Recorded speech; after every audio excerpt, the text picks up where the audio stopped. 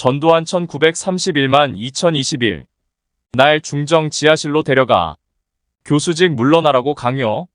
그럼에도 훗날 가까워져. 역사적 인물에 대하여는 존칭을 붙이지 않는 것이 관례이건만 11대, 12대 대한민국 대통령을 지냈고 현재 생존해 있는 그를 전두환이라고 부르는 것이 예의에 어긋나는 것 같아 대통령이라는 세 글자를 붙이기로 한다. 1979년 1026 사태가 벌어졌을 때 군사독재는 끝나고 민주화의 새 시대가 올 거라고 우리 모두 착각하고 있었다. 그러나 뜻밖에도 민주화의 꿈은 산산조각 나고 새로운 군부가 등장했다. 그 짧고 허무했던 민주화의 꿈 속에서 나는 연세대학교 부총장으로 추대됐다. 머지않아 이우주 총장 뒤를 이어 총장이 될 것이라고 기대하는 이가 많았다. 그러나 신군부를 이끌던 전두환 장군은 나를 남산중앙정보부 지하실에 데려가 여러 날 가뒀다. 그의 부하들은 그 지하실에서 나에게 부총장직과 교수직 사표를 동시에 쓰라고 강요했다. 그리하여 석방은 되었으나 나는 졸지에 무직자가 됐다. 그러고는 이화여대 총장을 지내고 물러난 누님 기목길이 지내던 경북 조령산 기슭에서 10년 가까이 누님이 지어주는 밥을 먹으며 연명하는 암울한 세월을 보냈다. 그럼에도 불구하고 나는 훗날 전두환 대통령과 가까운 사이가 됐다. 그의 과보다 공에 더 관심을 갖게 되고 또 그의 인간성의 매력을 느꼈기 때문이다. 그가 보안사령관이 되어 권력의 정상을 향해 가고 있다고 여겨질 때 한간에 나돌던 말이 있다. 그가 연대장이 되면 그의 연대에 끼어들기를 바라는 대대장이 많았고 사단장이 되면 그 사단에서 연대장 노릇을 하고 싶어하는 대령이 많았다는 것이었다. 그것은 무엇을 뜻하는 것일까? 그의 밑에 있으면 신분이 보장되고 진급도 빠르다는 뜻이 아니었을까? 그와 손잡고 일해본 경험이 있는 사람은 모두 그는 한번 믿은 사람은 죽는 날까지 믿어주고 밀어준다고 한결같이 말했다. 그가 의리의 사나이라는 칭호를 받게 된 것도 까닭이 없지 않다. 그는 전문 지식을 가진 전문가들을 존중했다. 전문가들에게 그는 나는 한평생 군인이라 이 분야에 대해 전혀 모릅니다. 나라의 발전을 위해 제발 이 일을 전적으로 맡아주세요 라고 부탁했다고 한다. 그는 모르는 일에 나서지 않았고 엘리트들을 전적으로 신임했다. 그의 집권 과정에서 불상사가 적지 않았다. 광주민주화운동을 예로 들 수밖에 없다. 당시 그는 보안사령관이었다. 설령 그가 발포 명령자가 아니라 해도 그 일에 대해 책임을 느끼지 않을 수 없을 것이다. 또 하나 큰 비극은 1983년 10월 9일 버마미얀마 아웅산에서 벌어진 속칭 아웅산 테러였다. 그것은 북한의 하수인들이 벌인 천인공노할 만행이다. 서석준 당시 부총리, 이범석 외무장관, 김재익 경제수석을 비롯해 정부 요인 17명이 졸지에 목숨을 잃은 비극은 오늘도 살아있는 전 대통령에게 어두운 그림자로 남아 그를 괴롭히고 있을 것이다. 나는 어떤 인연으로 전두환 대통령과 가깝게 지내게 되었는가? 막역한 친구이던 노태우 씨를 전적으로 밀어 대통령 자리에 앉힌 뒤 전두환 대통령 내외가 백담사 유배를 갈 수밖에 없었던 그때부터 나는 그에 대해 큰 관심을 갖게 됐다. 그 뒤에 벌어진 정가의 3당 통합은 이 나라에 야당 정치가 없음을 극명하게 드러냈다. 그런데 14대 대통령은 두 전직 대통령을 법정에 세웠고 법정은 각각 무기징역과 징역 17년을 선고했다. 그 광경을 지켜보면서 이제부터 한국 정치는 원칙도 의리도 없다고 판단하고 크게 실망했다. 15대 대통령이 탄생하기 직전 두 전직 대통령은 사면 복권되었지만 상처는 그대로 있다. 지탄의 대상이 된 그를 내가 만난 것은 한참 뒤 일이다. 그가 나를 한번 자기 집에 초대했기에 나도 그를 초대하면서 우리 집 마당에서 대접할 수 있는 것은 빈대떡과 냉면밖에 없다고 했다. 몇 사람 같이 와도 좋다고 말했는데 약속한 날짜가 가까이 왔을 때 그는 참석자 명단을 보내왔다. 거기에는 50명의 이름이 적혀 있었다. 그 엄청난 숫자는 나에게 통쾌한 느낌을 주었다. 그때부터 나는 그를 보통 사람으로 생각하지 않게 됐다. 그날 장세동 씨를 비롯해 그의 측근으로 알려진 사람 중에 오지 않은 사람이 한 사람도 없었다. 전 대통령은 식성도 좋아서 냉면을 3인분이나 해치웠고 빈대떡도 여러 장 즐겼는데 다 먹고 나서는 이 빈대떡 맛이 참 좋습니다. 몇 장 싸줄 수 없어요? 하고 물었다. 큰 인물은 그렇게 대범하고 대담하다는 걸 처음 알았다. 내 생일마다 매년 그는 장안에서 제일 큰 난 화분을 보냈고 경호원 여러 명과 함께 와서 냉면을 같이 먹은 적도 있다. 치욕의 계절을 다 이겨낸 인간 전두환은 아직도 건재하다. 정초에나 그의 생일에는 많은 하객이 찾아가는 것이 사실이고 1년 내내 그를 예방하는 사람도 적지 않다고 한다. 누구에게나 공이 있고 과도 있기 마련이다. 민주화의 훈풍을 기대하던 온 국민에게 찬바람이 불게 한 그의 잘못은 두고두고 역사가 흘겨볼 가능성이 농후하지만 그가 조국 경제 발전에 크게 공헌한 사실은 앞으로도 높이 평가될 것이다. 누가 뭐라고 해도 대통령 전두환은 죽는 날까지 누구를 만나도 당당한 인간으로 살 것이 분명하다. 노태우 1932만 2021 문학과 음악 좋아하던 그 작곡도 할 수 있었고 노래도 곧잘 부르며 누구와도 싸우기 싫어해. YS가 법정에 세웠지만 YS 부정엔 끝내 침묵. 10년째 병상에 누운 그 군인을 할 사람도 정치를 할 사람도 아니었다. 한 나라의 대통령이 된다는 것은 결코 쉬운 일은 아니다. 대한민국 대통령 자리에 오른 사람들 가운데 3사람이 팔공산의 전기를 마시며 자랐다고 들었다. 그렇다면 대구의 팔공산은 위대한 산이라고 할 수밖에 없다. 경북고교를 마친 청년 노태우가 육군사관학교를 지망한 것은 꼭 군인이 되고 싶어서가 아니었다. 그는 음악을 좋아하고 작곡도 할 수 있었을 뿐 아니라 노래를 곧잘 불렀고 운동에도 소질이 많았다. 성적도 좋은 편이라 일반 대학 진학이 가능했지만 그가 국비 장학생만 모집하는 육군사관학교를 선택한 것은 집안 사정 때문이었다. 소위로 임관한 그는 군인으로서 탄탄대로를 걸었다. 거기서 사귄 전두환 김복 동정호영과 절친한 사이가 됐고 김복동의 미인 누이 동생과 결혼할 수 있는 행운도 누렸다. 그는 순조롭게 대령까지 올라갔고 별을 달았다. 516이 터지지 않았다면 1212 사태가 없었을 것이고 육군 소장 노태우는 대장 계급도 달게 됐을 것이고 육군 참모총장 자리도 그를 마다하지 않았을 것이다. 상당한 무리수를 두면서 전 장군이 11대 대통령이 되고 12대 대통령도 됐는데 가장 유능한 장군 중 한 사람이던 노태우는 어쩔 수 없이 거기에 휘말려 들어간 것뿐이다. 민주화 열기 속에 총선이 불가피하게 됐을 때 노태우는 대통령 후보로 출마할 생각이 없다고 전두환에게 통보한 적이 있었다. 성격이 불같은 전두환은 매사에 차분하고 합리적인 노태우와 충돌이 가끔 불가피했을지도 모른다. 그러나 군부가 밀어주면 당선이 확실시된다며 노태우로 하여금 민주정의당 대통령 후보를 수락하라고 강요하면서 선거 자금과 인력 동원을 약속한 것도 사실이다. 그가 13대 대통령이 된 것은 자의만도 타의만도 아니었다. 청와대에 치고 들어가 그 주인이 된 유능 인사가 12사람이나 된다. 그 중에서 나에게 가장 큰 호감을 보인 사람은 노태우 대통령이었다. 노 대통령은 나를 2번이나 단독으로 청와대 점심에 초대해줬고 친절한 말을 아끼지 않았을 뿐 아니라 내가 한 번은 며칠 뒤 미국으로 강연을 떠나야 한다고 했더니 비서를 시켜 조그마한 돈 봉투를 건네주기도 했다. 그러나 그런 일들이 나를 감동시킨 것은 아니다. 2번째 초청을 받았을 적에 나는 대통령의 초청을 거절할 수밖에 없었다. 나를 부르시는 그날 공교롭게도 대학 동창 아들의 결혼식이 있는데 그 결혼식 주례를 맡았으니 그 시간에 가기가 어려운 형편입니다 말했더니 청와대에서 곧 답이 왔다. 그날이 아니라도 좋으니 다른 날 다시 모시겠습니다. 나의 2번째 청와대 행차는 일주일쯤 뒤 이뤄졌다. 그는 다정다감한 사람이었다.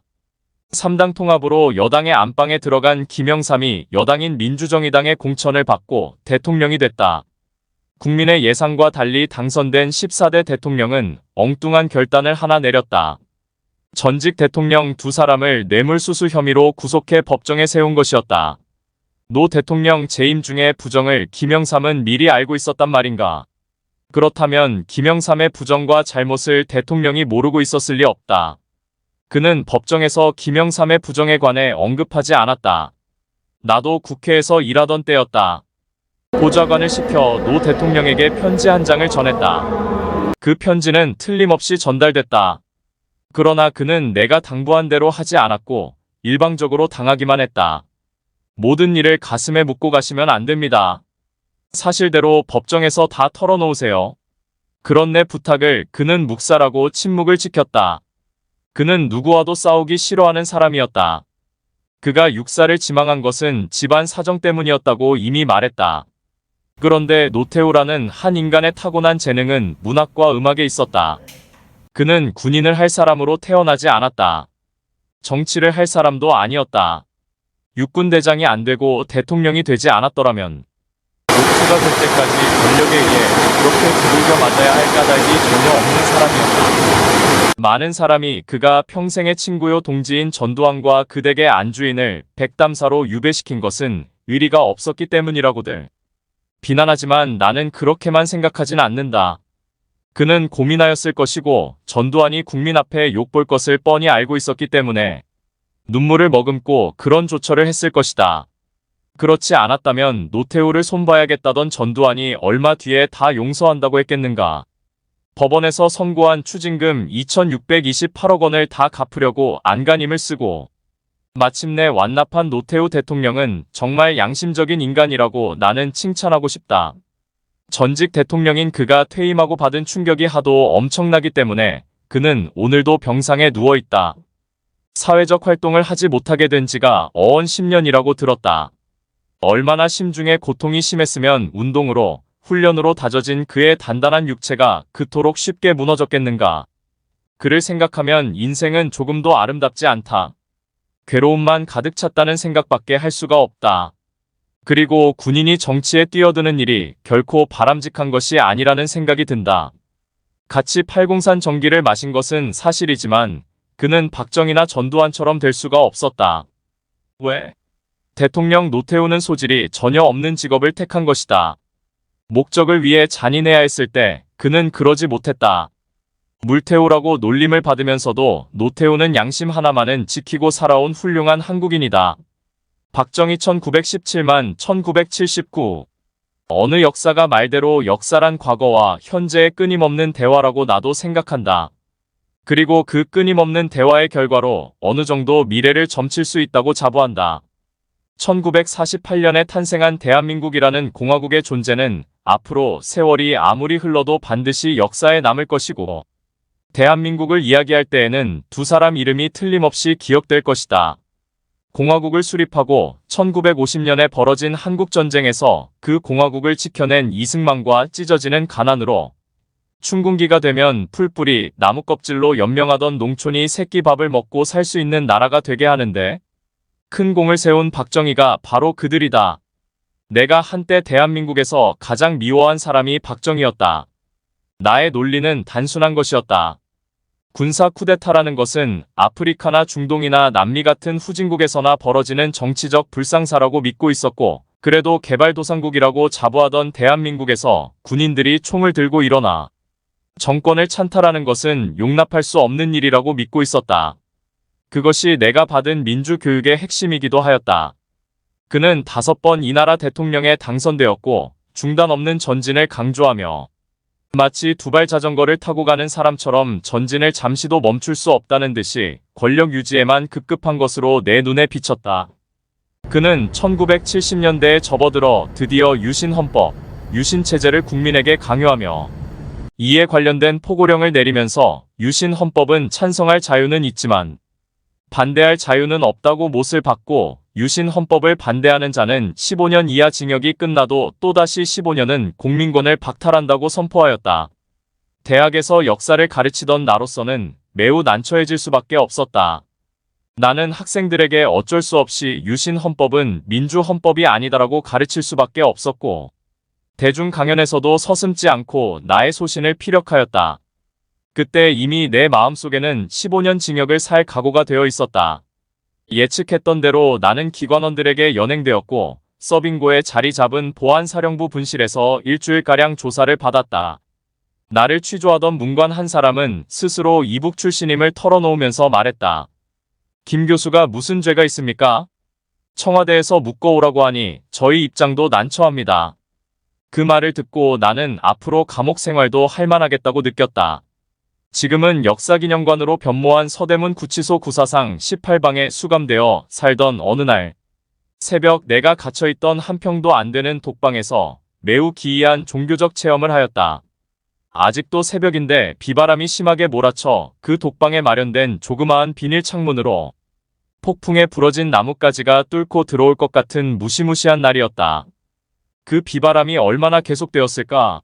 나는 마음속으로 기도하면서 그 위기를 헤쳐내야겠다고 생각하였다. 그런데 갑자기 비바람이 멈고 얼마 뒤에는 찬란한 태양이 솟아오르면서 Tudo 어디선가 julgado 이런 por uma 음성이 comissão 들려온다고 나는 formada. 느꼈다. Tudo julgado por 사랑하라, 사랑하라, 사랑하라. 그 음성을 내 귀로 나는 분명히 들었다. 그 순간부터 그토록 미워하던 박정희에 대한 증오심이 싹 사라지고 내 마음에는 그에 대한 동정심이 생긴 것이 사실이다. 박정희는 경상북도 구미에서 넉넉지 못한 농민의 아들로 태어났다. 학창 시절에 그가 동경한 역사적 인물은 프랑스의 나폴레옹과 우리나라의 이순신이었다.